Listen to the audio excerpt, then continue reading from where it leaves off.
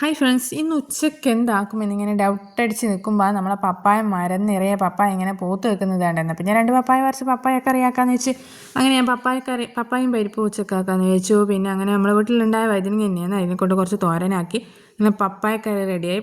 ആദ്യം പപ്പായയും പരിപ്പെല്ലാം നമുക്ക് കുക്കറിൽ വേവിച്ചതിന് ശേഷം ഒന്ന് ചട്ടിയിലാക്കിയാൽ എനിക്കൊരു സംതൃപ്തി ഉണ്ടാവും. വേവിച്ചതിന് ശേഷം ഒന്ന് ചട്ടിയിലേക്ക് കറി വാരണം.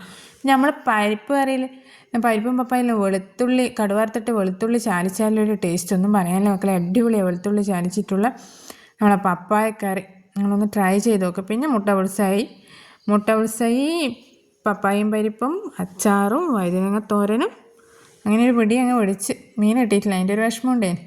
ആ ടൈമാണ് ഒരു ഡെലിവറി വന്നത്. പർപ്പിളിന് കുറച്ച് ബ്യൂട്ടി ഐറ്റംസ് ഓർഡർ ചെയ്തതിനു. പർപ്പിളിൻ്റെ ഓർഡർ നമ്മൾ സൺഡേ ഓർഡർ ചെയ്തത് മൺഡേ തന്നെ ഡെലിവറി കിട്ടിന് കേട്ടോ.